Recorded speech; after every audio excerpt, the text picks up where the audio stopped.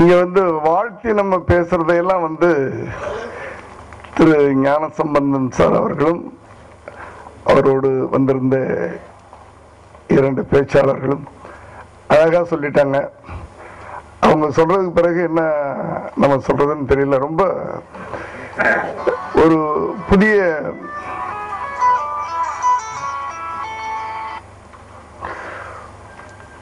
புதுசா ட்ரை பண்ணியிருக்காங்க இந்த ஆடியோ ரிலீஸை. சொன்னது மாதிரி எல்லாரும் வரிசையா என்னென்ன ஆடியோ கொடுத்துட்டு ஒரு சின்ன அடுத்த நாள் பேப்பர்ல இருந்து துண்டு வரும், அவ்வளோதான் ஆடியோ ரிலீஸ்.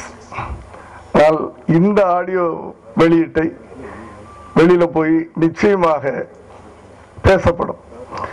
ஒரு படம் எடுக்கிறது பெரிய விஷயம் இல்லை. இப்பெல்லாம் எல்லாம் வசதியோடு தான் வர்றாங்க படம் எடுக்கிறதுக்கு, ரொம்ப அழகா எடுத்துடுறாங்க. அதனால படம் ப்ரொடியூஸ் பண்றது பெரிய விஷயம் இல்லை, அது ஜனங்கள்கிட்ட கொண்டு போய் சேர்க்கறது தான் பெரிய விஷயமா இருக்கு, ப்ரொமோஷன். அதனால அந்த ப்ரொமோஷனை மைண்ட்ல வச்சுக்கிட்டு இதை பண்ணியிருக்கிறாங்க. ஏன்னா புதுசு புதுசா நினைப்பார் இயக்குனர் பாலசேகரன் அவர்கள்.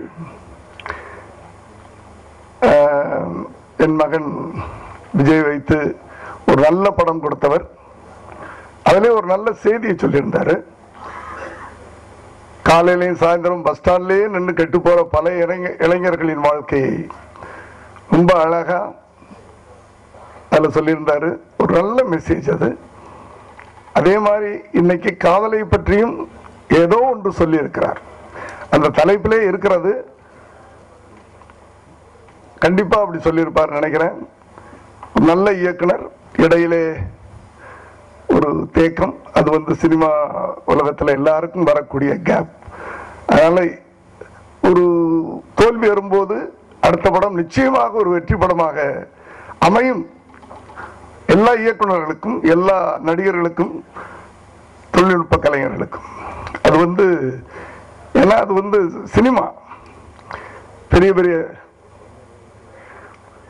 அகத்தியன் சார் இங்க இருக்கிறாங்க, மாபெரும் ஒரு இயக்குனர், தேசிய விருது வாங்கிய ஒரு இயக்குனர். அவர் வந்து இப்போ ஒரு படம் பண்ணிக்கிட்டு இருக்காரு நினைக்கிறேன், பண்ண போறார். எப்படி பாலசேகரன் அவர்களுக்கு ஒரு தயாரிப்பாளர்